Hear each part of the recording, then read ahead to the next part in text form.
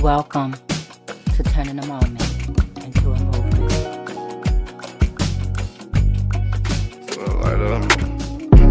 This little light of mine, I'm gon' let it shine. I'm gon' let it shine.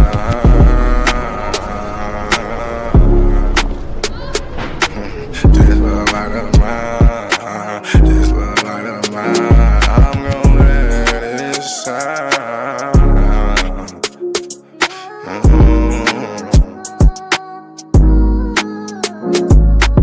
This little light of mine, I'm gon' let it shine. I'm gon' let it shine. This little light of mine, I'm gon' let it shine. I'm gon' let it shine. Oh Lord, just let it shine. This light of mine, this light of mine. Oh Lord, would you please just let it shine. Take the drama out of my life. Oh Lord, every night the pain ain't right. I wake up at night, I never sleep. 26, 10, and 7, that's just me. Every day I need a little seed. I need a little fresh air, man, I need to breathe. All I know is trauma, all I know is tickets. All I know is no visit, all I know is a mission to get straight up out of prison. Lord have mercy for me. Lord have mercy on my people. Preacher Mary Washington and all my real. Lord have mercy with my people. I pray to God, we really need you. When I was down bad, when things weren't going right, every time I prayed at night, I put my hands up in my face. I said, Lord have mercy, little light of mine. Lord God, please let it shine. It's the drama that I live in my life. I swear to God, I was a bad guy every night. 10 toes down, salute. Everybody suffering, everybody who trying to make a way. Everybody looking for the sky, everybody looking for that piece of pie. In a law library, I know what that feel like. Hoping that somebody get active and involved in your situation. Man, pop your collar and pray. Cause Lord have mercy on my soul. And they make bad guy father get out soon. And the rest of those brothers who be mobbing to child each morning. Oh man, I ain't going to this afternoon. Man, I'ma miss dinner today. I got a cup of noodles. Hey, you know what that feel like? You know what it is. And if you a victim of a wrongful conviction, suffered and served by Ken Worthy, then I know that you know what that pain feel like. And your mama know what that pain feel like. Your father know what that pain feel like. With that light, let that little shine. Let that light shine, a little light of mine. Bad guy, Doughboy Week, all these great people in this great world of ours. 10 toes down, salute. I appreciate you, bad guy. I appreciate you, we. I appreciate the tech. I appreciate everybody in the studio. We gonna pop off that LV, ooh-wee, cause that's what they be liking to see. But I hope you hear the missing when you see me fresh. Salute. You do good, bro?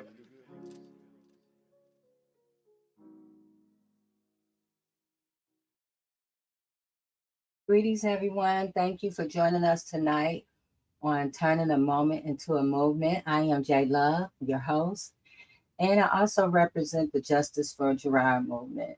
Gerard is the reason why we're here because he was wrongly convicted of a crime he didn't do, and he went to prison for that crime. And because of the journey I had and all the people that I met along that journey, we created this podcast called Turning a Moment into a Movement. Our mission here is turning a moment in a movement. Again, was inspired by the wrongful conviction of Gerard and built from the urgent need to create a safe, empowering space for all who have been harmed by injustice. Our mission is to shine a light on wrongful convictions, over sentencing, and the neglect of those who are mentally ill and medically frail within the criminal legal system. We are committed to uplifting voices, sharing truths, and advocating for those too often silenced through education, community organizing, and courageous storytelling. We work to disrupt the systems, policies, and patterns that fuels injustice, transforming awareness into collective action, and turning every moment into a movement. That is why we're here. So tonight we're going to do something a little bit different. We are tackling a case that shows exactly why this movement exists. A case shaped by flawed police work, questionable witnesses' procedures, and the devastating human cost of corruption in our justice system. Tonight, we're focusing on James Jones.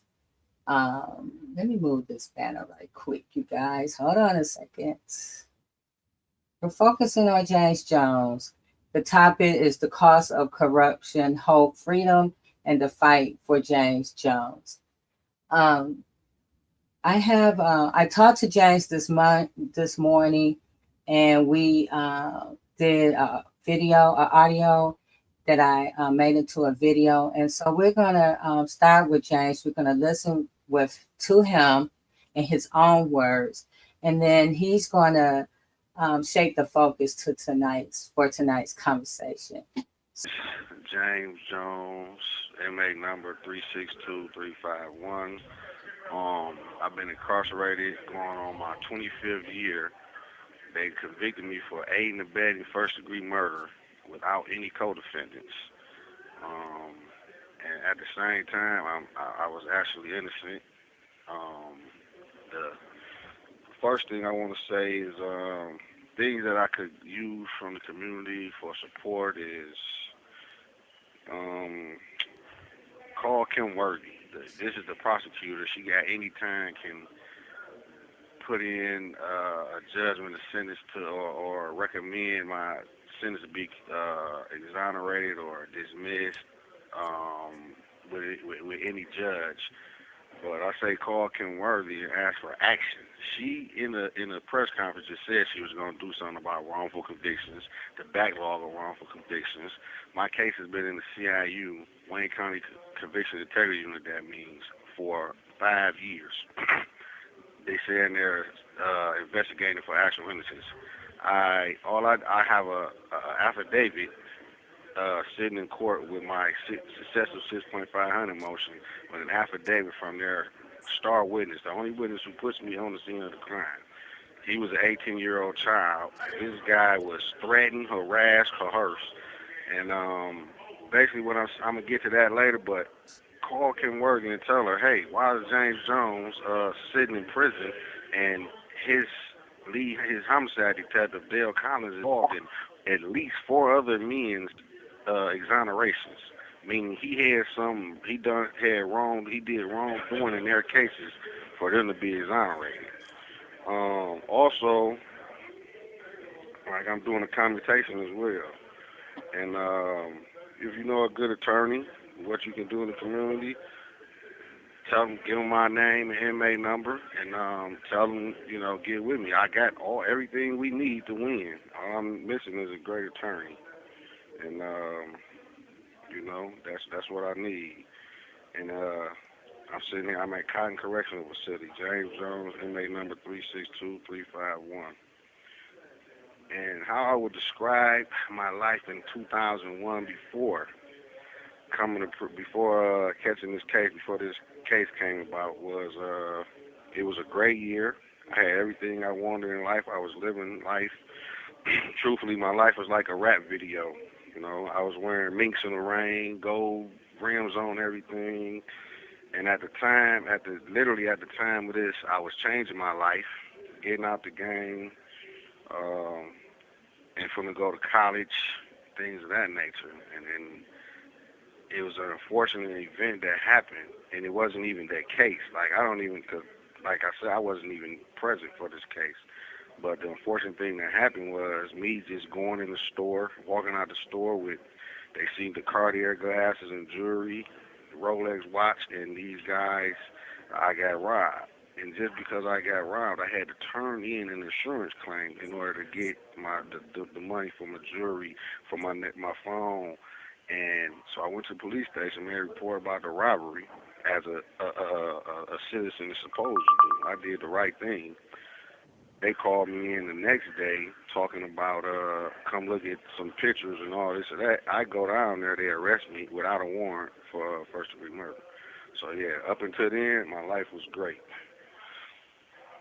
And the actions of the detective shaped my case in a way that was unnatural for the simple fact, like I say, from the very beginning, Officer Joanne Miller arrested me without a warrant. I got a writ from my attorney to release me. They transported me around to 1300 Bobian first. She arrived there. Dale Collins came in trying to question me. Same thing he did to Devontae Sanford and other guys. Question you when he know you without Mirandizing you. He knew my lawyer was on the way. He tried to question me. I threw my mink hat and went to sleep on him. So after that, they had to uncuff me to supposedly let me go, free me, because a judge signed a writ. My lawyer came there with the writ. But what they did was uncuff me and rearrest me under a capious alias warrant that they just came out the blue with, and they knew that I was not this guy, and they rearrested me and held me. Other things that they did after that was they took me to different locations so my lawyer couldn't get me back out on the writ. It held me, done the arraignment in the morning, and they still didn't have the warrant for a first-degree murder or any type of murder. So they arraigned me on this alias capious drug case that this other man had. And then at the end, William Rice was in the court. I'm looking at him on Zoom. He passed the prosecutor something, and they say, "Oh, and first-degree murder," and hand it to the judge. She read it off. So that's just a couple of things they did. Other things, they were harassing the witnesses. Witnesses was not coming to court because they knew they was lying. They did not show up to the prelim examination. They arraigned it, went and harassed them, brought them in. They did not show up to the lineup. Joanne Miller, on record, said she's going to pick up her own witnesses, which is in violation of their police protocol. Homicide detectives don't pick up their own witnesses. She left, picked up her own witnesses, said she'd be gone for 15 minutes. She was gone for 3 hours. In those 3 hours she was gone, Joseph McCrimmon, one of the witnesses, he stated that she showed him, or at least him and another witness, a single photo of me on the way to the lineup, which is illegal. Let me see. At the first day of trial, no witnesses showed up. So they was steady harassing these guys, threatening them, coercing them, telling them what to say. I was finna get my case dismissed. They coerced the guy to say he knew me previous to this. And prior to that preliminary examination, he said he never knew me. He didn't know me. Didn't know me personally, only knew of me. So the homicide detectives shape cases, not just mine. They play a hand in shaping all the outcomes of people's cases, because they can do things that are I don't want to fully say illegal, but they shape and bend their rules and try to make the outcome what they want it to be. And as far as the jury, something that the jury never got to hear that could have changed the outcome of my case, they could have heard from me. My attorney wouldn't let me get on the stand. They did not want me to get on the stand. And the crazy, she was saying, because they would have brought up a prior gun charge. And the crazy thing is, they still brought the gun charge up in closing arguments, which was illegal, and prosecutorial misconduct. But they could have heard from me the fact that I didn't know these little boys. I was 23. These guys was 18, 17. You have 1 minute remaining. And another thing was, my attorney didn't call my alibi witnesses, which was my mother, my girlfriend at the time, and other things, and they would have been able to tell them it's impossible for me to be two places at one time. If I was at my mother's house showering and cooking and messing with my family, I couldn't have been on the scene of this crime. What else? The governor, what she need to know and understand is she campaigned hard in Detroit and got the African American vote, and we are what's got her elected. But these types of injustices are normal in Detroit, and she has executive powers that she can simply look at our commutations on the merit and not just the crime and time, and she can get us released. She can do executive orders and abolish and amend these draconian sentences as far as aiding and abetting first-degree murder. You get natural life. That's draconian. And them are just a few of the things that the government should do. Thank you for using GTL.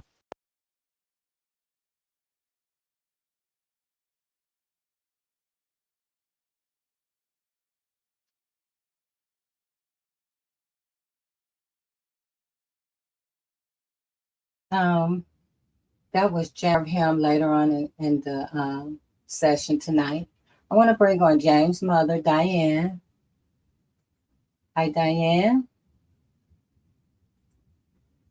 James' wife, Stacy. Hi, Stacy. Hello, everyone. How you doing? I'm going to be muting and unmuting because James is calling in and he's listening to the podcast right now. So okay. Thank you so much for having us. Oh, you're welcome, Stacy. I also want to bring in Mark Craig here from Freedom Ain't Free. Greetings, Mark. Hey, what's going on? How everybody doing? How you doing, Mike? And I also want to bring on newly elected Police Commissioner Henrietta Ivy. Greetings. Good evening, everybody. Hello. And also Darnell Smith, Larry Darnell Smith Jr. Hey, Larry. Boy, y'all caught me on a little vacation. But I had to come and make sure I showed up on behalf of Mr. James Jones because I support Free the Innocent every day, all day. Yes. And Very also, much so. Thank you, Larry. It's a little cold out here, y'all. And then welcome Trisha and Revertia. Good evening, everybody. So, Good evening. Because Miss Diane, something's going on with her computer right now. She's not fully on the screen. So I'll ask you, Stacy and Larry, just to give me a little bit of background information about James. He told us a lot, but you can just, tell us a little. Well, Stacy as his wife. Oh, okay. Diane's back in there. Just talk a little bit about James. Okay. Yeah, I'll let Diane. Is she back? Yes. I don't know if she's having any problem. Her mic is not on, so you can go ahead, Stacy. Yes, it's his case is he has all the evidence. The thing about it, everything is everything that they said he did, he has proof against all of it. He has the affidavits, he has he hired private investigators, and right now we just he really is an innocent man.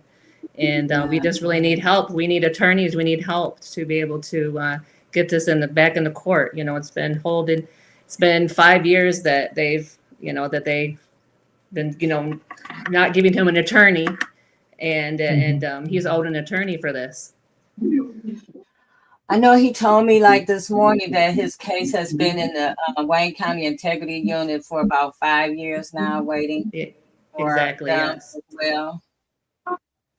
And Mark, can you tell us how you are, a part of this? Well, I heard from the family. We did a protest, and they came out to the protest. And I think James' mother or something called Lamar and gave Lamar information on him. And we ended up sending all this information to Lovie and Lovie, actually. And they're looking at it. And also, I wanted to let them know today that we got another law group wanted to look at his case, Dykeman Gossip, which is up in Ann Arbor, that does all the innocent clinic stuff. So very interesting case. Anybody that says they're innocent and can prove it, or innocent, period, and we can prove it, we interested in getting out. Larry and I are fighting the same fight. We've been in, we want to come back out and help them people out. There's a lot of people sitting around right now saying they help you out once you get out. But that's the problem. A lot of people can't get out, So if the innocent clinic is full, if it's not anybody like us trying to help these guys out, they're stuck. So James' mother talked to Lamar. Lamar got all the information, and we finally talked to James and got him on because we was trying to get him a lawyer the first time, and actually got two people that's interested in this case right now. Oh, that's awesome. Diane, hi, Diane, you back? I think Diane has a delay, but once she can hear me, I wanted her to speak a little bit on the case. But go ahead, Larry. Hey, how everybody doing? Y'all know me, Larry Darnell Smith Jr. I advocate on behalf of the innocent, the medically frail, the over sentenced. Shout out Big Craig Head for being one of the guys, because it's not a whole lot of us, first and foremost, because the to be exonerated, that's not just something that's normal. So I think that we all know that that's not something that's normal. So for once a person is released, and then to continue to fight against that system, I commend you for that, because James Jones, though. Kim Worthy. Kim Worthy, James Jones. Kim Worthy been aware of James Jones for a very long time at this point. He been in front of the Conviction Integrity Unit. Now, when they took all those resources and they did that article about a past case, a person got out before me, they had a variation of things that went wrong. They identified. So the exoneree was released. Kim Worthy and the law clinic came out and they discussed this, the college, they discussed this. Now, I'm saying, did they take all of them violations and did they put them up to James Jones' case? What violations, Kim Worthy? Because you said that you're coming out with transparency. So let's pop it off. We need to know what's been done in the James Jones case, right? The reason why we need to know is because you done had it for 5 years. All the evidence that support he is innocent. So now, back to the point. Y'all did a story about a wrongful conviction, and they said that they are looking at this. They're going to show transparency. So I think that James Jones is a case that we should make them stand on. They should stand on what they say, transparency. So why is it that James Jones has not been provided with the attorney that the court said that he should have an attorney? Not me. I ain't say he should have no attorney. I believe he should. But the state said that he should have been supplied an attorney. This has been going on for a very long time. And now we should all hold those powers accountable because they went on TV talking about what they was going to do. So, Miss Kim Worthy, what have you done in the investigation of James Jones? Miss Valerie Newman, what have you done in the investigation of the case of Mr. James Jones? We just holding you accountable because you said that you was gonna have transparency. That's all. Let me say something to Shay. I mean, Jay. Back when we was protesting a while ago, one of the items that Kim Worthy said that she couldn't let nobody out or look at any cases because they didn't have any money, and the police commissioners were supposed to vote to give them some money. That vote is went through, and she got money. What is she doing with the money? I mean, transparency again. You remember? I mean, she sent me emails saying, "Hey, look, we can't do nothing until we get some money. I'll get back with you once we get the money and everything else." They got the money. We gave them four to five cases, and they never looked at any other cases. I mean, what is she doing with the resources she got? You got a new voter police commissioner on there. That's a question that we need to find out because transparency is important. I mean, if you look back in them articles that Steve wrote, Steve called and asked, and she said, "Yeah, all we waiting for is them to vote us to get some money, and then we'll look at these cases." None of the cases has been looked at. We don't know what's going on with the money. We don't know whose case she looked at. Transparency. The whole smoking screens. Y'all just smoked us out, hit us with a screen concerning something that took quite some time ago at this point, and not addressing the people that's suffering, the families that's suffering right here in the moment. That's where you should took that time. That's where you should have took those resources. That's where you should took taxpayer dollars, the college, whatever they donated, whoever donated some money. You should have donated and producing an innocent person up out of the institutions. But that ain't what you do. You take your dollars, you take these taxpayer dollars, people get released. Let's talk about Darrell Ewing quite quick. Darrell was released because it was shown that it was violations that had been committed against Darrell and that it was more than likely he was innocent. So what did Ken Worthy do? Ken Worthy began to pursue allegedly a retrial. This been going on for quite some time at this point, but the psychological torture that's associated with it on behalf of the individual and on behalf of the family. So now you got a Darrell Ewing who's supposed to be free because people see him out here doing great things in the community. Oh my God, Mr. Beat the Odds, he's done awesome things, not knowing that he faced with the possibility of being returned in the institutions, which is something horrible. Then you got the James Jones, who is inside the institutions, that the resources that they burning to try to put Darrell Ewing back in prison for a crime he innocent of, she could take those resources and put them towards the James Jones and freeing James Jones. Right? Transparency. Yes. But when you come on TV and say you did this, and no shade against anybody first before I even get started. No shade. But when you come on and say that we're going to do better, we done looked at this one case across the board in a blame-free environment. So that means no accountability. And say, hey, this is the results from that, and this is what we're finding, and we're going to do better. And then you have Mr. James Jones sitting here for 5 years waiting for somebody to give him an answer. He has hired a private investigator, something different than anybody else I have talked to on this platform.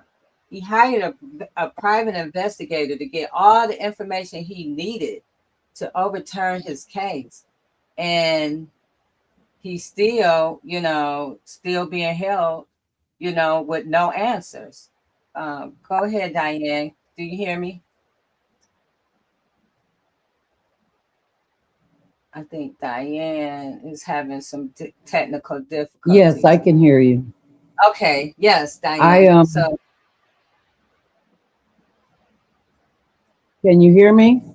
Yes. Go ahead. Okay.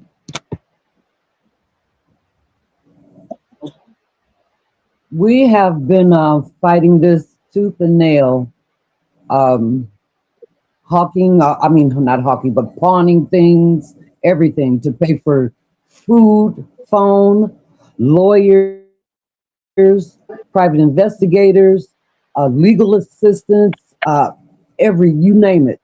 We've been throwing everything that we have at this case because we know he's innocent.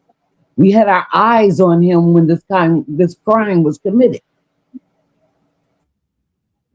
He was nowhere near where the crime was.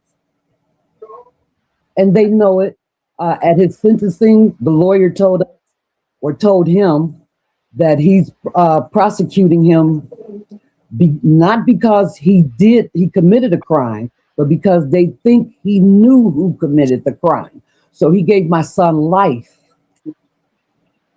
because he thinks he knows who committed the crime. And he has there's no other defendant on that crime with him. So who did he abet and aid? No one. But they're still holding him.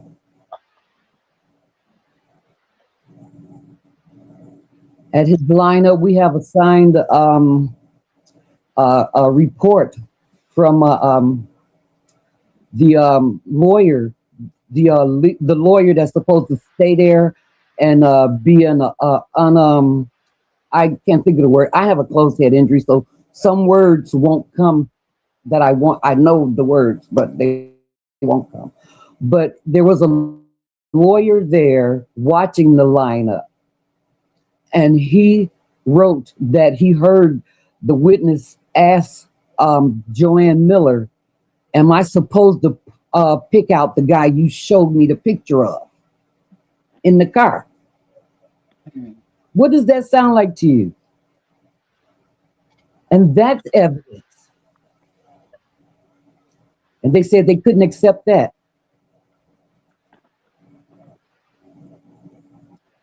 Valerie Newman said they couldn't accept it because it was old evidence. It wasn't new evidence. Make that make sense. It does. For my son. 24 years in there. 24 years that he's lost with his daughter. She's now a graduate of Albion College and working for Mayor Sheffield. And he is also a college graduate. And he's going back to school for law. We have tried to keep him hopeful because I know he's coming home, no matter what. But we do need help and advice.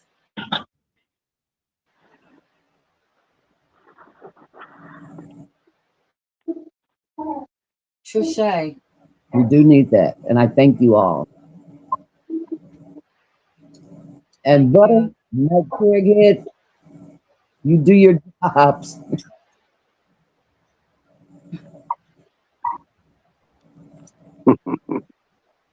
May I say something if I Is there any can? questions? Oh yeah, go ahead, Harrietta. I'm new at this. Thank you. Thank you. I appreciate it. This is really a hard listen because it's like I'm newly elected, so I am learning the position of the board of post commission. Although I'm kind of acclimated on what we can and cannot do as far as cases of criminal and non-criminal cases, but in this instance, because we will be the board that approve budgeting for allocations to different departments of the police department in Wayne County.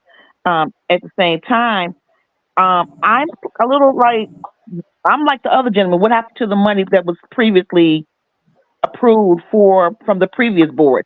I don't know which board did it because it sounded like it may have been the board that was from 2000 to 2024. I'm sorry, 2004. But what I will say is, it sounds like you guys got some really hard evidence.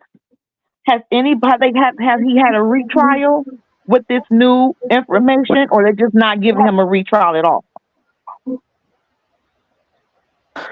Because with the retrial, it was this He evidence was. put a motion into court.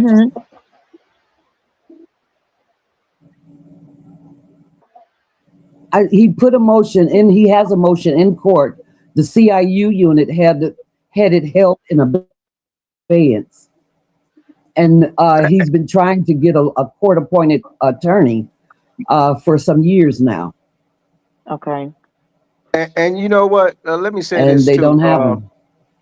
With her saying that her son's case has been in the CIU unit for 5 years, and when we did that protest, and when But he has the case in Judge Ramsey's courtroom.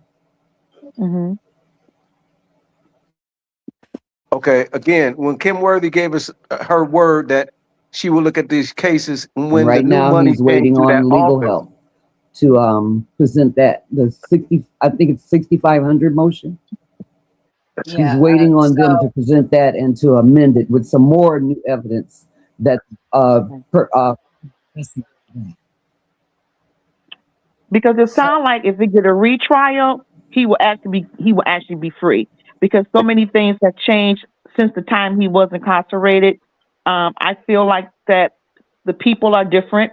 And I really feel like if he get a retrial and this case go back into the courtroom with a different type of judge, I really feel like the evidence that you have and everything you guys have collected over the years will set him free. So I just in listening to this, because there's not a whole lot, because I'm not a lawyer, I don't know the case. I didn't sit down before anybody, but I can just tell you from my own knowledge that their retrial will be the one that would set him free if he can get that retrial. Go ahead, Larry. Hey, how you doing, ma'am? Miss Henrietta. Hi. All right, so my name is Larry Darnell Smith Jr. I spent 27 years in the Michigan Department of Corrections for a crime I didn't commit. I never had a retrial. And what I mean by saying is, it don't work. It's like a lot of rubber stamping. People don't, the people who should address things, at times they tend not to. So when they don't address them, and you move on down the line to another court, you end up being denied based on the previous ruling that that individual made, if it had merit or not. It's like a very slim percentage of people who get relief through the court Retrial. Yeah. in that regard. So when I was released, and like a bunch of other people was released, I think it was 40 some odd people, they say, right? I never been to court. Like, I never went to court. I was in there asleep. Some guys woke me up. I hopped up, hit my head on the bunk, like, man, what's wrong? They're like, man, you on the news, you going home, you on the news, you going home, right? Mm-hmm. Now, for 27 years, I said the exact same thing. I didn't do anything. I have not committed a crime. And the officers that they've been discussing today was officers that was directly on my case, that directly affected my life, that took me away from my mom, took me away from my family. The same way which Miss Diane is saying about her life and about her child. I'm in agreement with you. A retrial would be cool, but the reality is the violations are so heinous. Why have that not been addressed by the prosecutor's office? Because under Rule 3.8, it's a rule. And under the federal rule and under the state rule, once the prosecutor is put on notice, they have a job to do. It's her duty. So with James Jones' family and James Jones is asking, and when they filing these motions, she got a duty to look into it, but she don't. So when you say about the retrial aspect of it, it's so difficult to get. It's so difficult to get. But if in a court of opinion, though, right? If you can set all of this information out and you set it to an independent, somebody who didn't have nothing to gain or nothing to lose by looking into the James Jones case, right? That's what the conviction integrity unit was supposed to be. Go ahead, my bad, bro. Go ahead. Oh my. Thanks, Larry. And I'm Mark Craighead. I did 7.5. So what Larry's saying is totally true. To get a retrial is a kind of slim and none. You know, they allocated the money that was allocated from your guys' commission to Kenworthy was supposed to be to the CIU unit to get extra help to look at cases. We brought them 5 to 6 cases that was under scrutiny for the same investigator. She promised that if she got some money, she'll look into these cases. Now she can look into James Jones' case. We don't care whose case she look at, as long as she used that money correctly and be transparent. Transparent. We know nothing about this. There's 40 violations, the 25 new rules they put together for a better cooperation or better chances of them not arresting the wrong person. We know nothing about it. Now, if we out there protesting your old way of doing things, don't you think you want to be transparent for the new things that you put together? Her thing I would was actually that say so. Yeah. Hello? But again, what board of police commissioners were voted in at this time? Because I'm a new board of police commissioner, so I'm not privy to this information, but I would like to know if you had that information. Who were the commissioners at that time that supposed to approve this about a money? year ago, and I can get Oh, it was get a the year names. ago. Okay. Yeah, I can get the names of everybody because the guy that do most of our protests, Reggie Crawford, he's an old policeman. Shit. I mean, he can tell you everybody on the board, Yep. and we don't understand. Like I said, if you was asking for money, you got the money. Where did the money go? Let it go. Because nobody's been released since she got the money. The Wow. guy that she said got the 40 violations, he's already released, been released. Use that money for the James Jones. Use that money for the 5 people that we brought up and everything else. I mean, at least let us know. We got families. Like you see James Jones families. We got Yes. families waiting to hear what you're doing with that money. I mean, Miss James Jones' mother she been to everywhere. She been to our protest. She been to, I mean, everything. She's trying to do everything to get us. I know my dad did the same thing. And it's not right to keep, I mean, you're not just affecting James, you're affecting the whole It's a family. family. Yep. I mean, And You then said these audit, Kim Worthy, audit. Where's the money? That's that term they be using. Donald Trump. We need to So audit Kim. No, this is seriously. a recent act for funding. This is not something that happened when he got convicted. This is recent acts of money that could have been used to open up this case and put it toward what's been discussed tonight. That was that's what I wanted to try to figure out, like who were, because I know who the board commissioners are now, because they're leaving out and we're coming in. Right. So this was under their duties. Okay, I get it now. So Kim Worthy and a university, I forgot who the university was. They did a study, right? They did a study just on a case that the person was already out. Now, what they saying is they could have used Mr. James Jones' case. They could have used Tamara Washington's case. They could use Crystal Clark's case. There were so many cases that would have yielded in an individual actually being set free from prison. But she stood there in that doggone press conference. And see, this is she didn't use anybody else. She said, I'm just so grateful for this blame-free process. But Kim Worthy, let me let you understand something now. There is a reason why people are wrongfully convicted. Whether it's witness misidentification, whether it's police misconduct, whether it's prosecutorial misconduct, there are a plethora of reasons why people are wrongfully incarcerated. That reason. So until we have someone that is willing to be accountable, right, for these actual crimes that are taking place, because what they're doing is upholding crimes, because police misconduct is a crime. And that is where I believe that in this current seat that you have in moving forward in your position, and congratulations. Thank you. But I believe that the police commissioners should not be cozying up with the police. They should actually be doing their jobs and holding these individuals accountable. The police are the boss, meaning that they have the power to actually hold these people accountable. They have the power to actually make sure that these folks are being transparent. We have not had a strong police commissioner body. You're right. To hold totally right. accountable. And so until the commissioner body and the mayor are willing to hold these individuals accountable, we are going to continue to see this. Now, I'm going to say this. Kim Worthy does not want to open the door to anything that is going to point to prosecutorial misconduct, which to me, prosecutorial misconduct just not come about unless a prosecutor accepts them and pursues charges against somebody. So if we know that the police are presenting things that are not factual, a prosecutor should not be co-signing that. So ultimately, even though it is police misconduct that got us to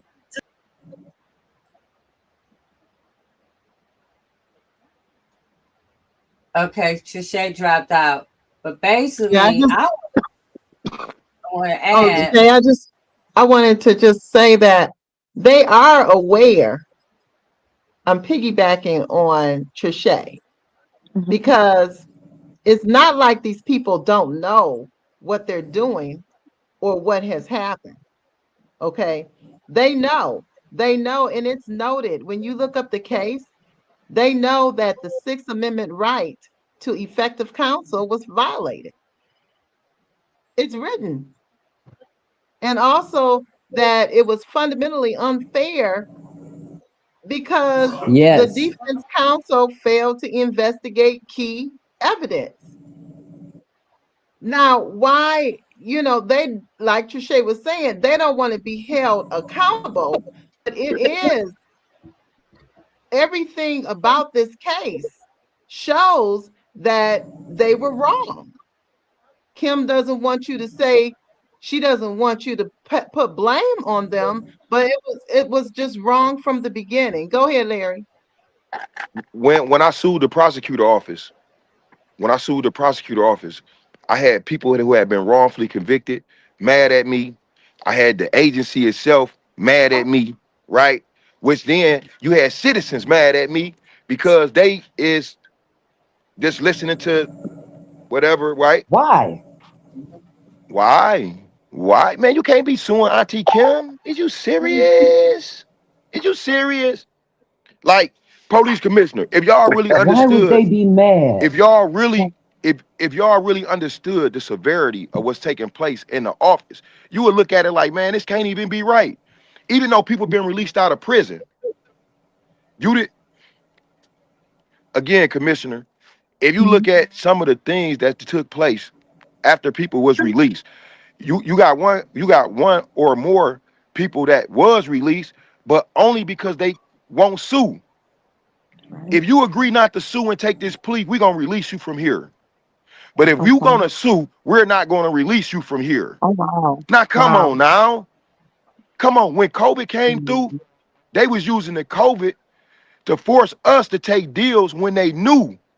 And when I say us, each one of them is me. I am each one of them. We are one.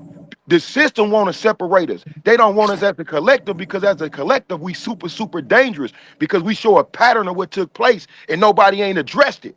Why those police is not on that list that did this to us, and why have they not opened up the other cases of people who just like me, who was damaged, Yes.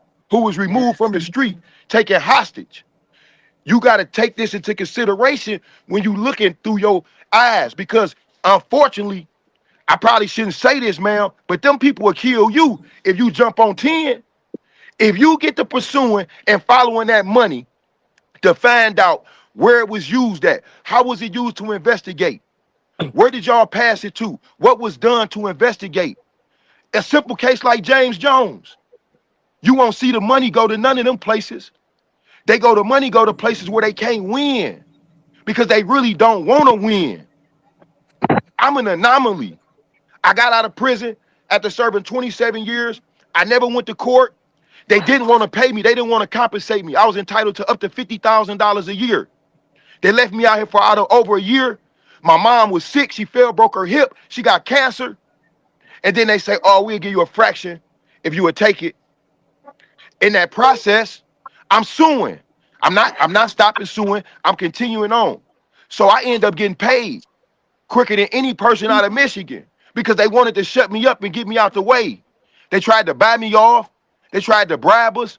They offered us to become a nonprofit as a collective, exonerees, in order to get $50,000. The Wayne County Prosecutor Office.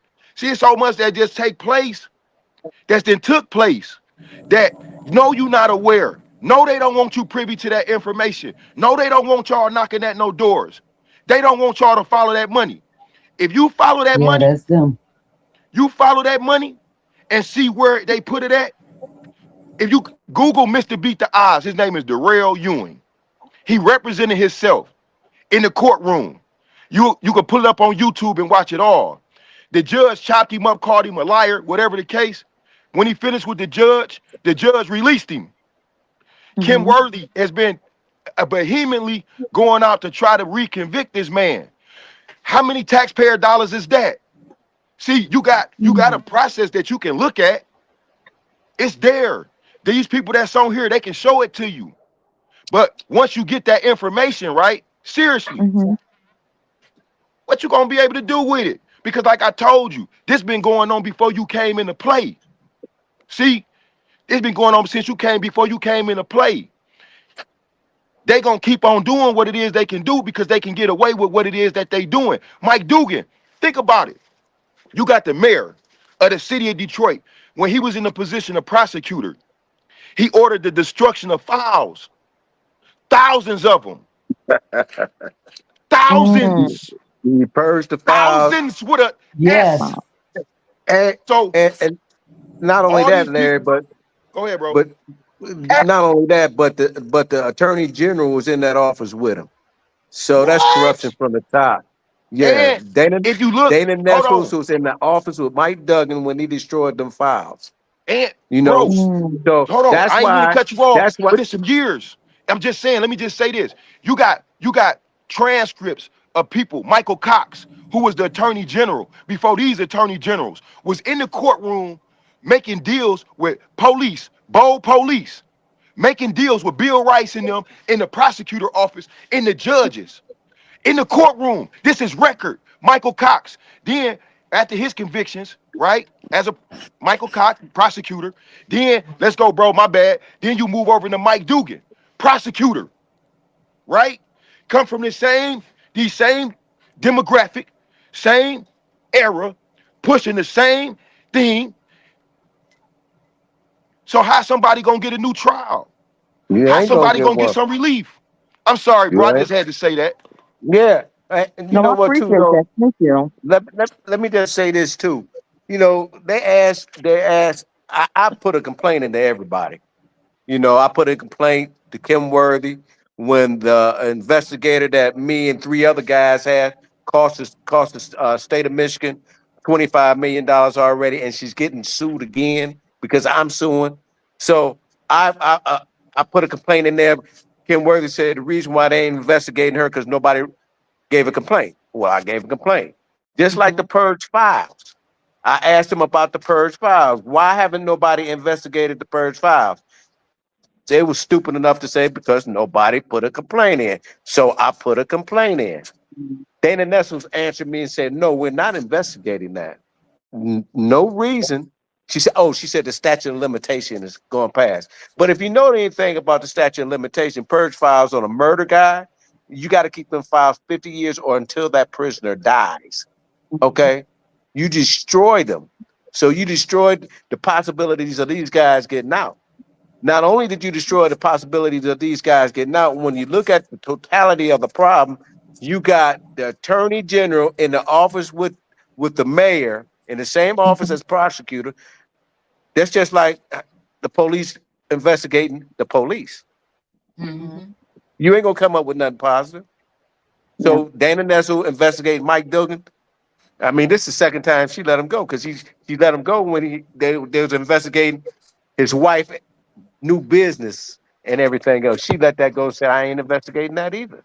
So it's corruption from the top to the bottom. You know, that's why the James Jones and everybody, that's why they can't get out. You know, they do- Money. I they can't do that hear little shuffling anything. dance for a minute, and then they say, okay, we investigated something.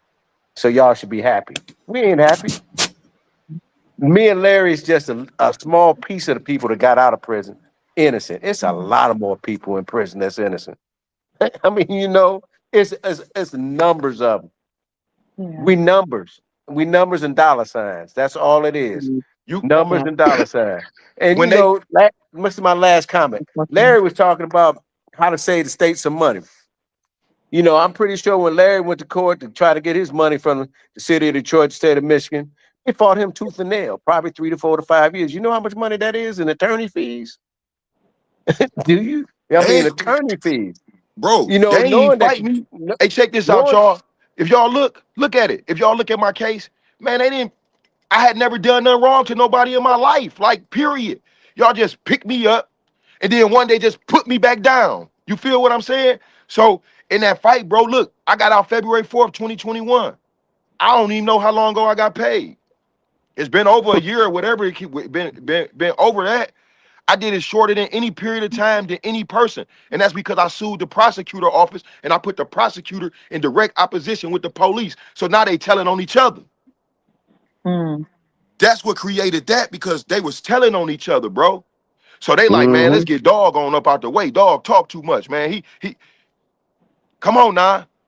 But the thing is, this now, if you take Tamara Washington situation, Tamara Washington is somebody who came up on Kim Worthy, under Kim Worthy watch, came missing under Kim Worthy watch, and Kim Worthy talked to her directly on the telephone concerning what had took place in her life. She convicted based on aiding and abetting a person who was found not guilty. She was bonded over for the suspicion of gambling, and she was convicted of armed robbery and gave 30 to 50 years. They destroyed the file. She went to court. It's on video. Why they in there saying, "Oh, we can't find the records. We can't find the file." So on August 24th, 2021, I put Kim Worthy on the phone along with Tamara Washington in front of 20 exonerees or more. The conviction integrity unit, they had a whole conversation. She had a whole conversation with the head Wayne County prosecutor. I'm talking about, Charles, the day before my birthday. I had just got out of prison about 5-6 months or something like that. Whatever. I was geeked. However it happened, I was so happy, like, yes, yes, yes. And they still haven't found the file. They still have not came up with a resolution. She's still in there serving 30 to 50 in a prison where people is dying, where people is being killed based on black mold and a bunch of other stuff that should no human have to experience. And what I'm saying is that you can use your money, taxpayer dollars, and use it to work towards freeing somebody. But they don't. They use the dollars in order to continue to keep the convictions. So that's why you see James Jones' mom suffering, his wife like, please, his child and grown up. And it's just like, what do he supposed to do? And then there's a cycle of this. It continues. We're talking about Larry, 27 years ago, James, 20-some years ago. Then we talking about my son, five years ago. You know, it's not that it stopped. It continued because it hasn't ever been addressed. Who has been accountable for these wrongful convictions? You keep hearing these same names coming up in case after case after case. But nobody, not one of these officers, nobody in the office of the prosecutor has been held accountable. No accountability. How can all these names keep coming up and then you have a platform and say, we did a study on a blame-free environment? William Rice, Monica Childs, y'all did a story on a blame-free environment. You got names that keep coming up. Hey, hold on for a minute. Craig Head. Yeah. What's that lady name did that to y'all? Barbara Simon. Now, that's some people just heard you say that name that's going to hear this, and they loved ones are still incarcerated based on faulty testimony of Barbara Simon. So you go out, you and Lamar, and y'all protest in order to help some of those people that's left behind to regain their freedom. That's why I say I salute you. I respect that. I appreciate that. Because without that, bro, people trying to figure out how they're going to get some health care insurance. People trying to figure out how they're going to have some food on their table. It's people that they had a Section 8 vouchers, man, for the last 17 years, and they trying to figure out what it's about to feel like to have to work a job in order to pay their rent. Yet, a prevalent conversation in the country is wrongful convictions and the suffering that's associated with it. See, so that just show you how important that it is. So, Ms. Commissioner, like I say, if you want to go and look, seriously go and look, we can point you in a direction, but just know some of the stuff you're going to find could turn your stomach and can hurt you even more mentally when you realize that it's not as easy to do something as your heart might tell you it is. Years and years of covering up. Yeah. For real. This is definitely mind blowing just to hear the conversation. I wanted to sit in tonight because I wanted to hear the stories because I'm an advocate outside of being a board of police commissioner. I'm a political advocate, and I advocate for human rights, social justice, and criminal justice as well. And so this is the thing that I bring to the board is my advocacy for the rights of humans and the rights of people. And so this is something they I don't know, they don't know how passionate I am about advocacy, but they're going to find out. So I definitely wanted to come and hear this story because I'm a strong advocate and point me in the right direction. Or if I figure, getting niggas, I'm sure I'm going to do a lot of research tonight. I've been taking notes, so I'm going to be on my computer tonight researching all of this. And not saying that what you guys are saying is not true, but I like to see the back end of it with my own eyes, so I'll know how to advocate in this type of a situation. So I'm definitely a strong advocate for that. And this is one of the things I ran on was transparency, accountability, and truthfulness. And I didn't know this case was under the current board of police commissioners because we're coming in 2026. The other board is coming out next year. So all this information that I received tonight and these requests were under this current board. I'm curious as to why was that voted upon and nobody did any follow up. Right. And what I can say that this new board coming in is way different than any board that anybody's ever seen. and we've all recognized, even the people that work in the police department, like, this new board is different, and we are. And we're different in a way because every last one of us come from advocacy. And that's what makes a commissioner different than just a regular commissioner who actually worked in the system, who maybe became a board member because they used to be a ex member of the fraternal. This board, we come from all different walks of life, but one thing we all have in common is advocacy. And so I think I started to see some things look a little different, and I'm like, oh, they know we coming. So trust and believe. I thank you for letting me sit in and listen to this conversation, because we have some very tenacious board members coming in 2026. So things may start to look a little different moving forward. Yes. Do they I keep want to the? play. Go ahead, Larry, because No, I after just you wanted to know. finish. I just wanted to Go know: do ahead. they keep any of the old? Do they change the whole board of commissioners, or do they keep some of those old ones? Or some of them old people that's on there that alleged they was part of advocacy? Well, Do they get to stay on there? no, because everybody that was previous, other than the staff itself, are new. We have one that's coming back that's incumbent. She won her seat, but all the rest of us, we're new. Okay. And so we have to I think we have to appoint a new at-large, because we have some at-large members that their term is up in 2029. So but the 7 that's coming in, with the exception of the one that was an incumbent, we're very different type of board coming in. I'll say that honestly. Let me And if we ask you a get this question. new, yes, Yeah. Now you said you the new board coming in, and the yeah, old board just allocated the prosecutor office some money, or the CIU unit some money to investigate or get new investigators and everything else for cases. Will you hmm be privy to ask what happened to that money? I mean, hmm because that affects your budget yeah, also. yeah. We'll And be at, yeah, will you be transparent about what happened? Because we don't know absolutely, what happened to that money. I mean, absolutely. So, you got yeah, us because and family members. Go I ahead. want to, yeah, we will be very transparent about that budget and where money went to previous before us. And we will be taking a real, like, again, this board is very eye detailed, and we're very curious as to what happened to things that should have been done that did not get done. And so we will be privy to the budgets and where money was allocated to. And hopefully they'll be transparent with us and they won't hide anything from us. But we got good eyes.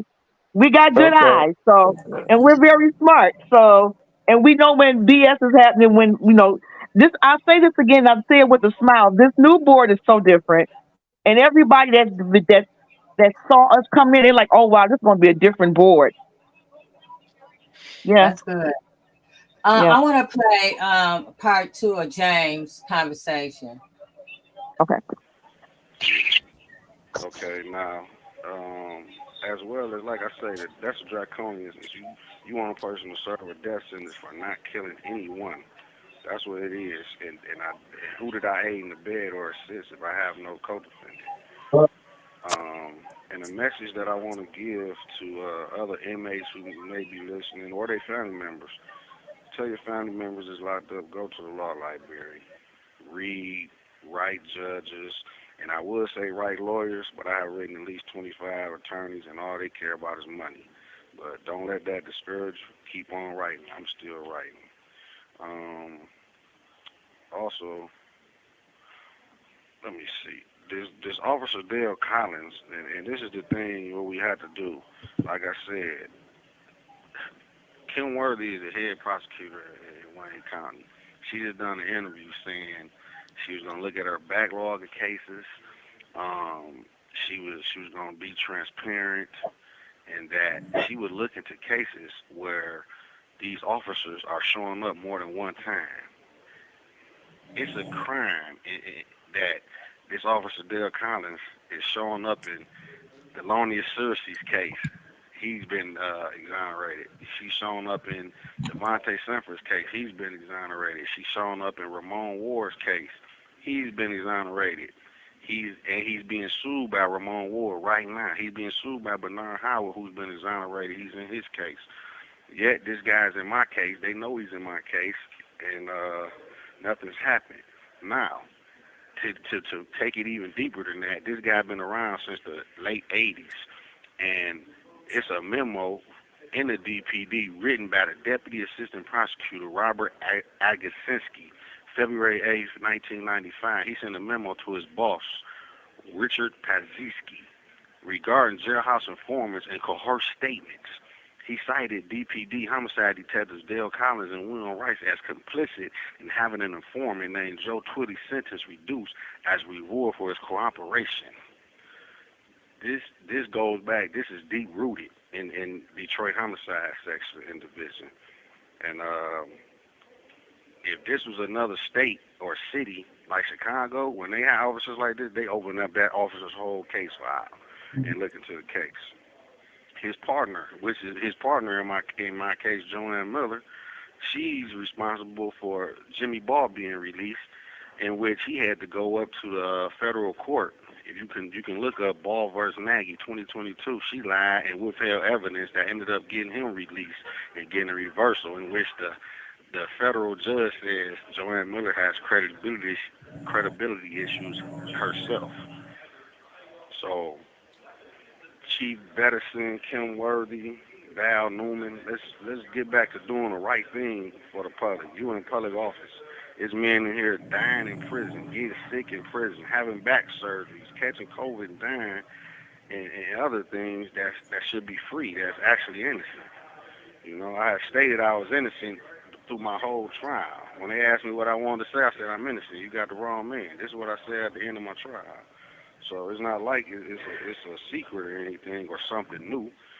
Also, my judge was very biased, and when you have a biased judge, people say, well, he's innocent. How did he make it through this and through that? Well, when you got a biased judge who, before you get even at your arraignment, before you get convicted, says something that this disgusts me, I put you on probation five months ago for a loaded weapon, and you go out and kill people.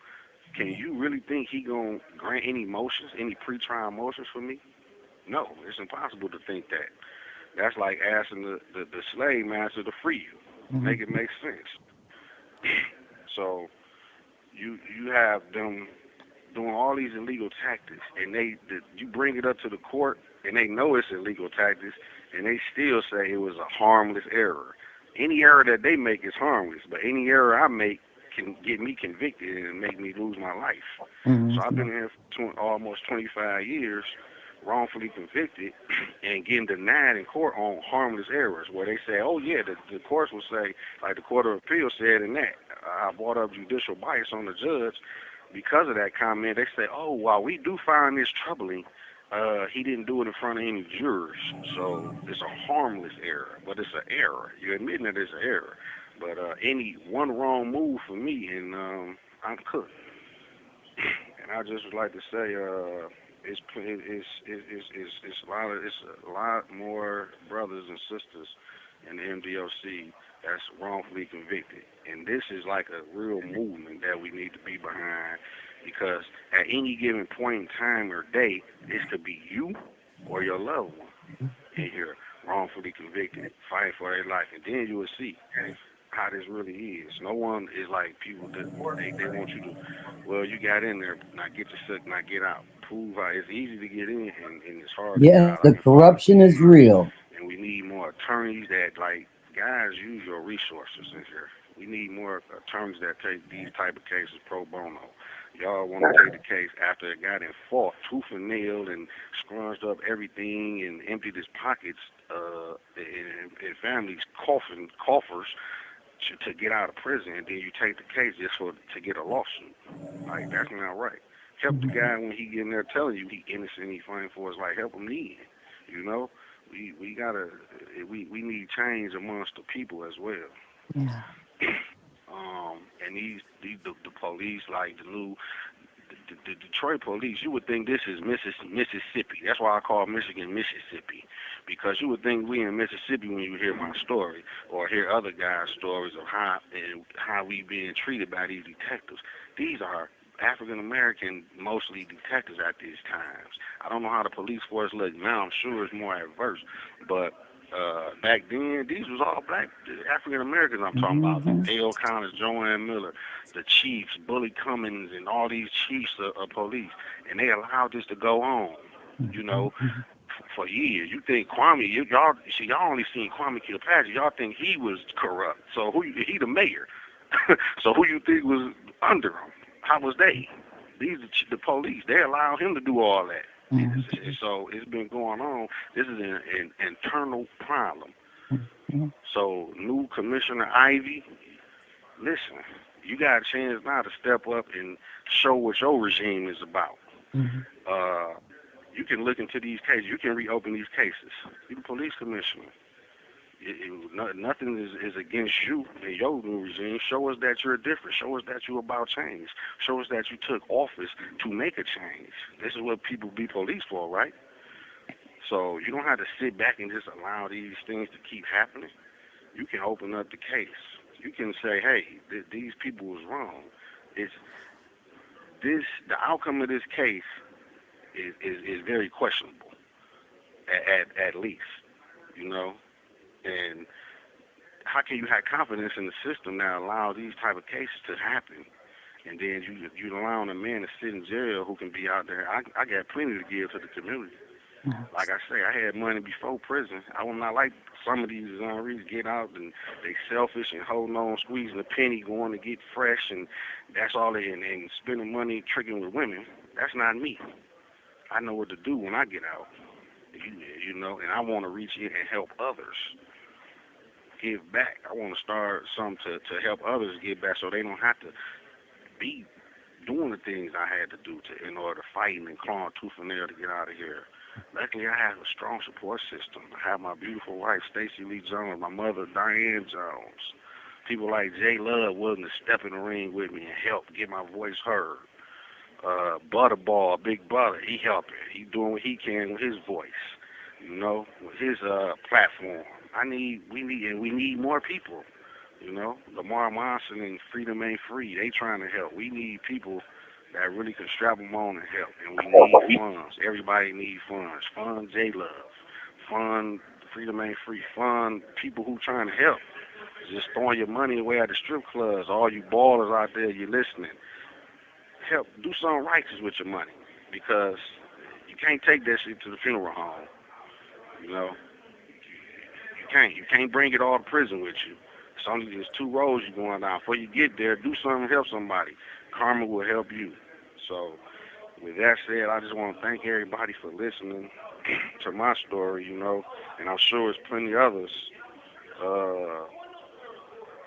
who got stories like this. And like I say, my case been in the conviction integrity unit for 5 years. I was appointed attorney from a judge, Michael Hathaway, a year and a half ago. And this show you how the system works against you. He appoints me an attorney. The Sado people, Maria Palmer, she's head of Max. She won't even appoint me attorney to amend my case. Why? Because she thinks I have a valid issue of ineffective assistance of appellate counsel on a Sado attorney. So they would rather you sit in prison and rot than do the right thing just to protect one of theirs for messing up and doing the wrong thing. This attorney was incompetent because in 2005, their witness that put me on the scene, he was free. He had a change of heart. He wrote a letter and sent it to the Sado office. I got the letter. It's time and date stamp. Everything I speak of, people, I got the evidence to back it. So it's time and date stamp. Telling her he lied. I was coerced. I was threatened by the police and whatever else. He left 2 phone numbers on here for this lady to call. This attorney, Jacqueline McCann, she tells me, yeah, I'm going to look into this and that. I'm going to investigate it. So I'm thinking it's handled. Man, I'm still in here. 2019, I send a private investigator to contact the young man and interview him. He does an affidavit saying he was coerced, he was threatened, and other things. So she failed to investigate. She didn't do her job. So since she failed to investigate this valid lead from their star witness, I'm still sitting in here, you know. 20 years later when I could have been home. So they act like it's my fault though. You know, it's not my fault. So if all I'm saying is the powers that be and there's reasons why it took Ramon Ward 26, 27 years to get out. There's reasons it took Larry Darnell Smith, which is Butter, 27 years to get out. It's not like we not in here fighting. First off, we got to come to prison and learn to be a lawyer in order to help ourselves out. Lawyers go to 8 years of college to do that. You know, we had to come here and transform our minds and lock in. And you know why it's only 40 as honorees? Because it's not easy. It's not easy. You know, and it's a hard fight, and it wears on not just us, but it wears on our families. It wears on our friends.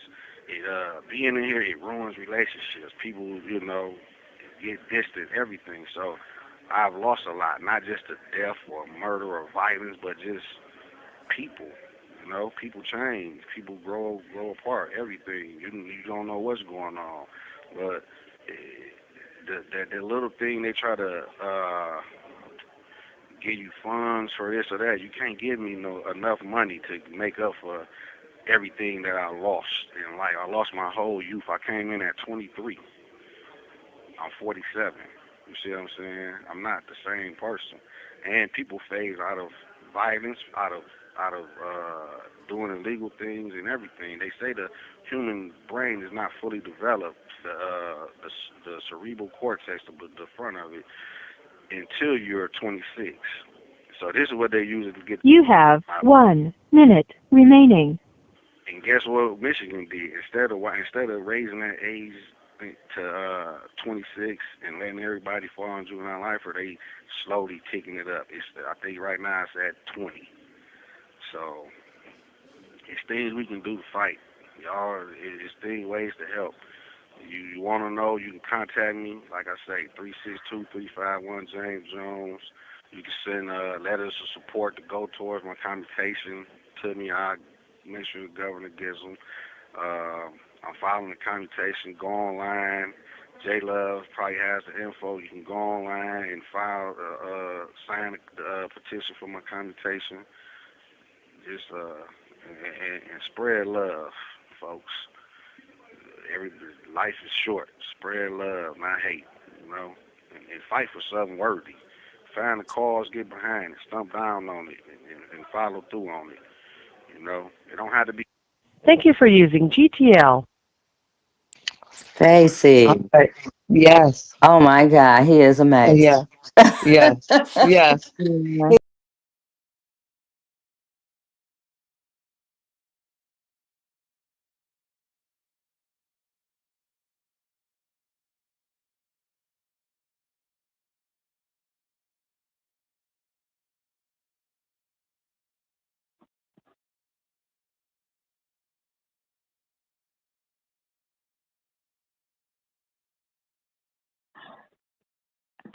I can't hear you.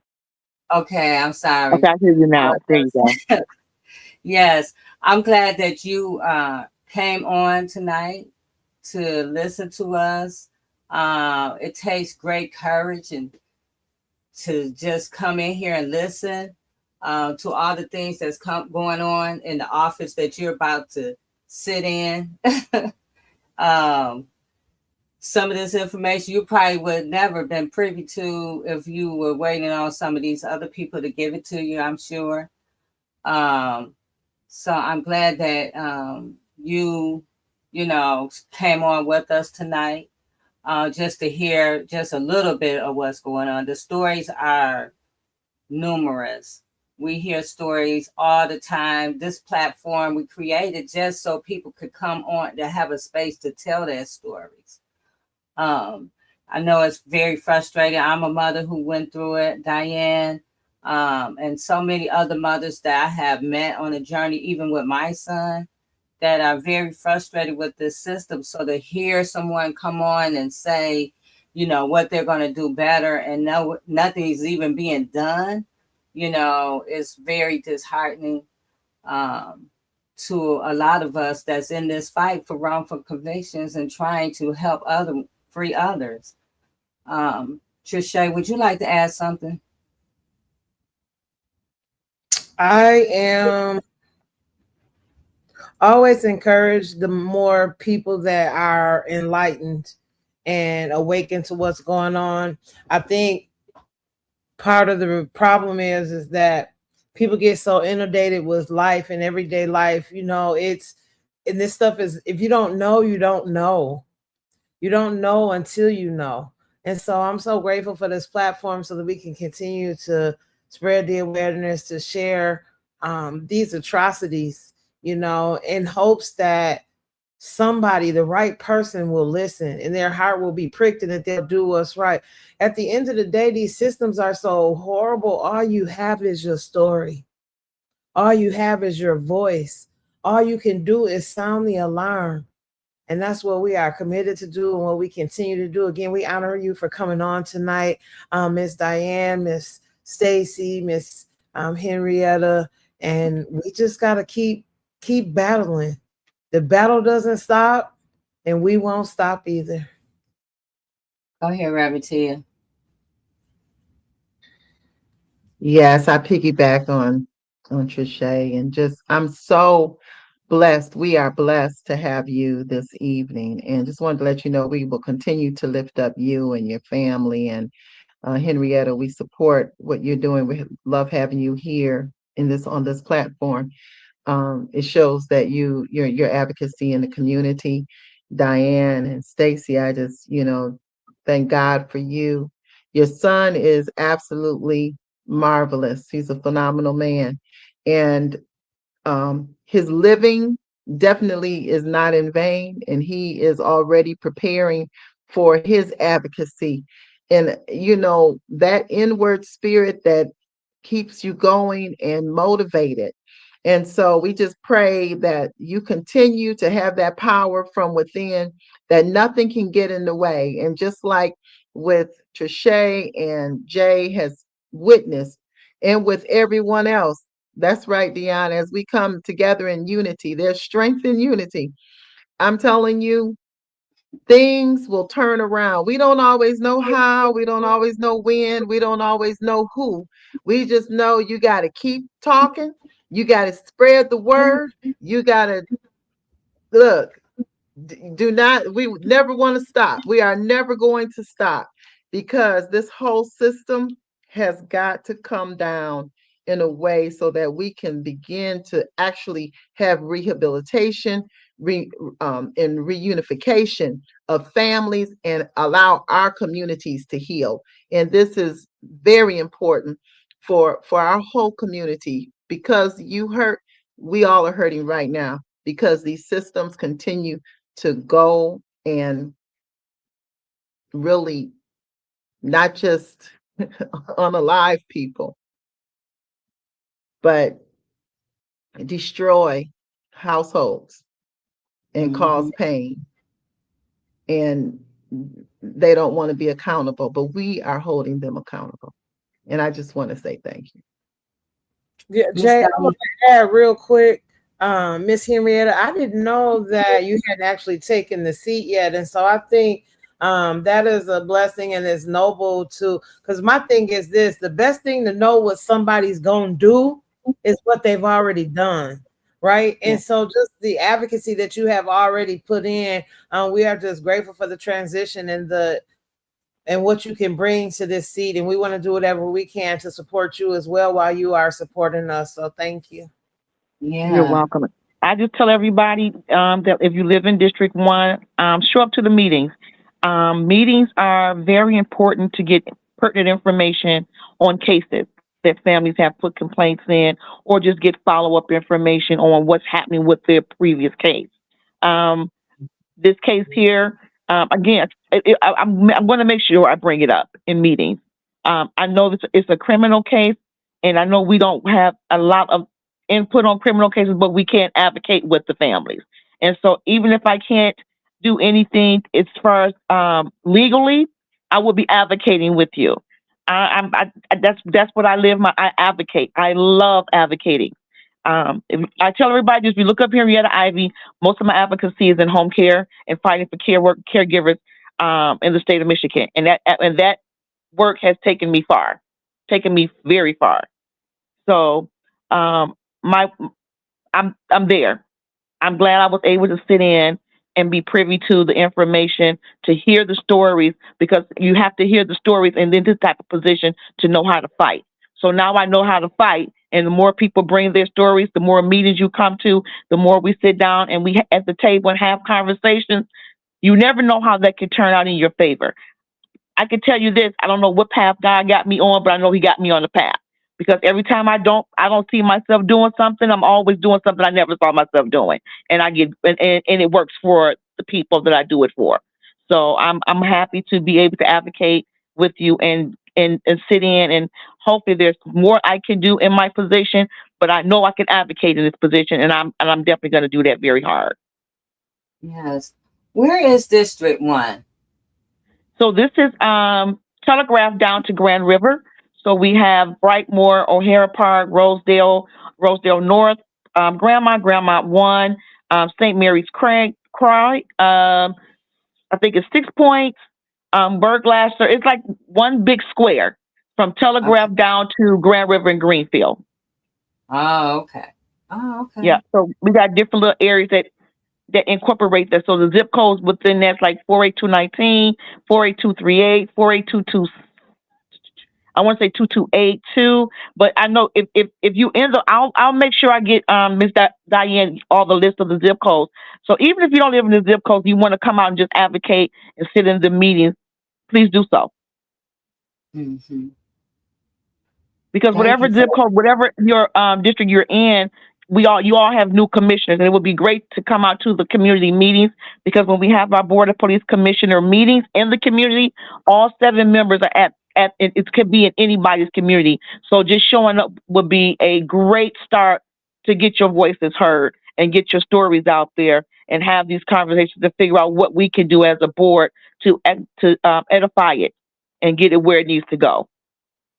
All right. And Dion asked, where are the meetings held at? They are normally held in community, so we have different spots. But we do have our every Thursday meeting down at the headquarters, 1301 3rd, right there in the police headquarters on the, I want to say the 7th floor. So we do have open meetings there where you can actually come into the building, into the headquarters, to the meetings. But when we do our in-community meetings every Thursday, except for the Thursday when we're when there's just in community, we have them in different spots. So we can have them in District 1. They can be in either one of the districts. We can have those community meetings in. But every Thursday, except for the second Thursday, we have them downtown at the headquarters. So you definitely can bring, and I would say, come down and bring that up to the new board. Literally start there, so we can all have privy information to this case.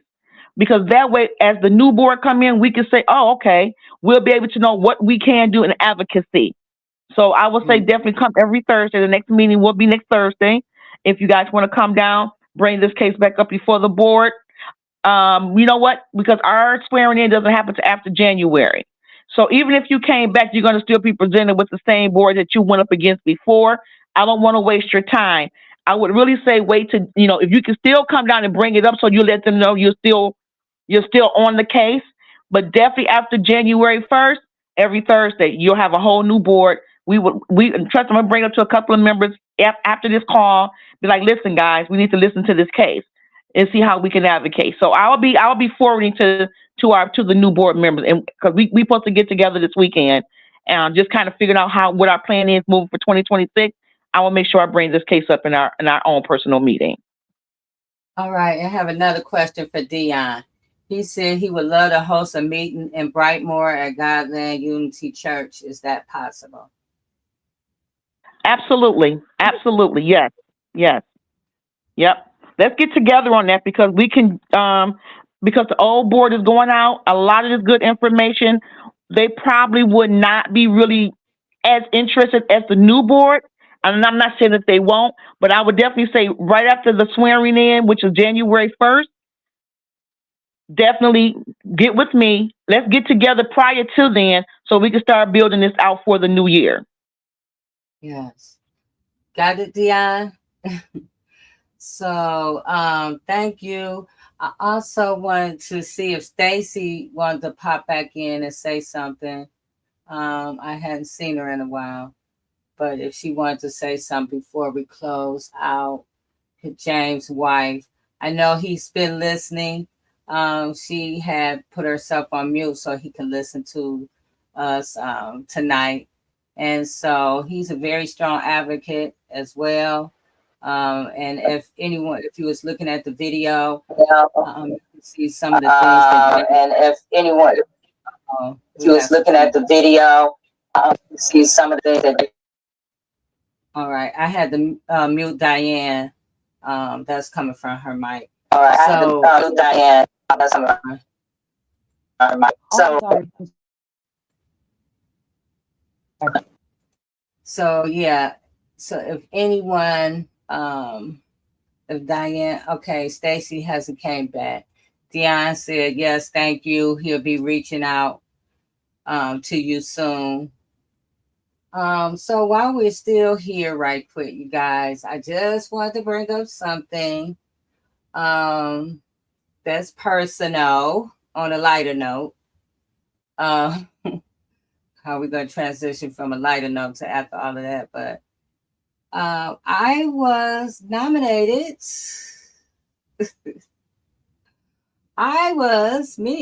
Nominated for an award through Michigan United Martin Luther King Day Awards, the Mammy Till Political Hero Award. And I am so honored for that. I don't know who nominated me, but I am so honored that someone thought about me in this way. And so please support it.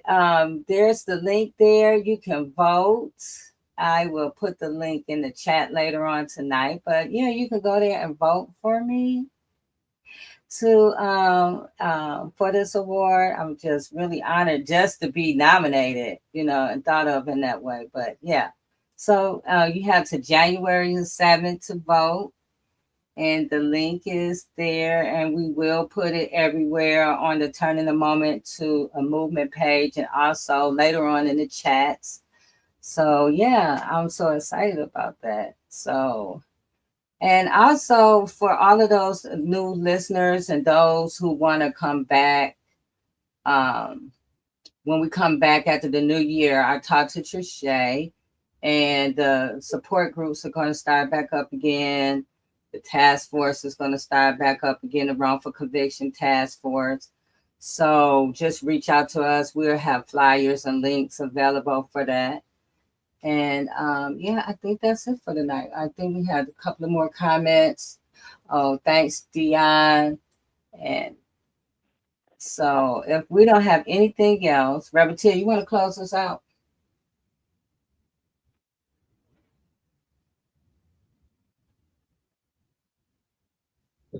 I had to take my find where my cursor was to put my mic back on. Oh my goodness, Jay, thank you so much. Trisha, I love when you go through everything that's available because survivors need it. We are survivors, people who are out here whose families have been affected. You're surviving, and we want you to even thrive. So, having those resources available is phenomenal for our community. I just want to say thank you. Thank you again for that, for Survivors Speak and turning a moment into a movement.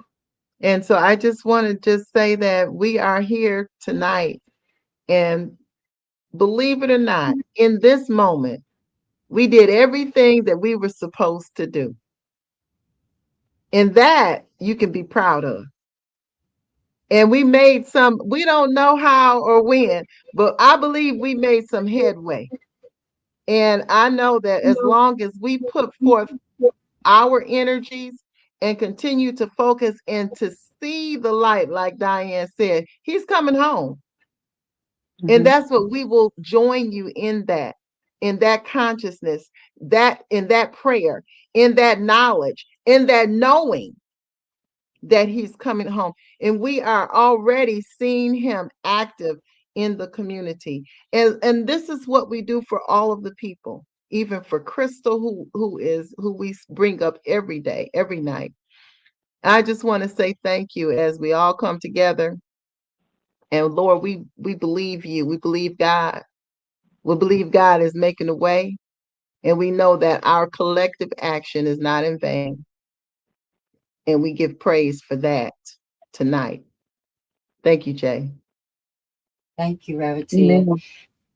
And before we leave, because you brought up Crystal, Yes. Justice Crystal, for those who haven't heard about her story, she's wrongly convicted as well, suffering at MDOC Huron Valley from the toxic mold that's eating up her. There's mold growing out of her ears.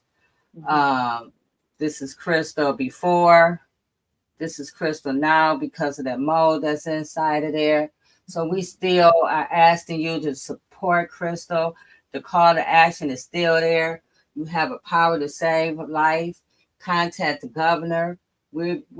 For a minute, we've been pressing on. The governor has not responded to us yet, but it doesn't matter. We're going to still stand up for Crystal. So you can send a letter to the governor or send a text, or there you can call. There's a number also where you can call and leave a message.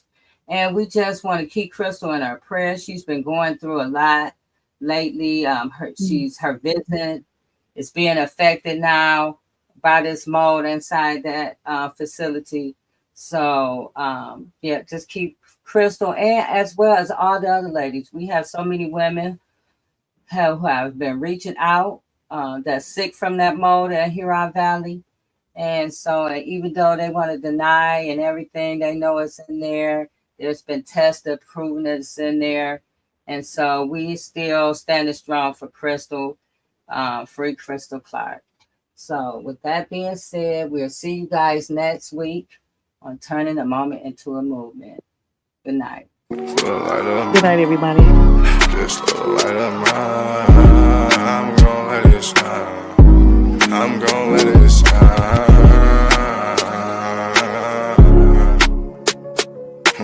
Just a light of mine. Just a light of mine. I'm gonna let it shine.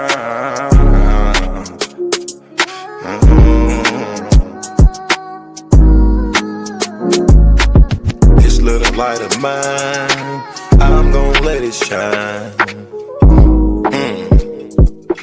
I'm gonna let it shine.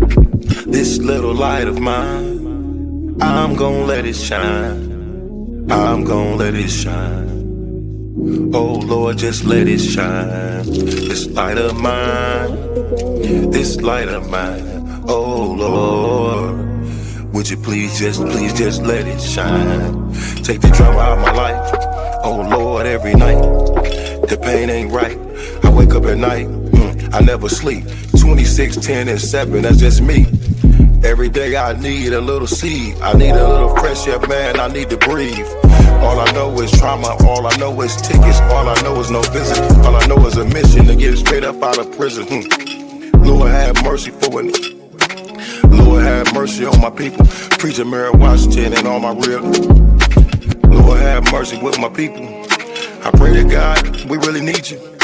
When I was down bad, when things weren't going right, every time I prayed at night, I put my hands up in my face. I said, Lord have mercy, little light of mine. Lord God, please let it shine. It's the drama that I live in my life. I swear to God, I was a bad guy every night. 10 toes down, salute. Everybody suffering, everybody who trying to make a way. Everybody looking for the sky, everybody looking for that piece of pie. In a law library, I know what that feel like. Hoping that somebody get active and involved in your situation. Man, pop your collar and pray.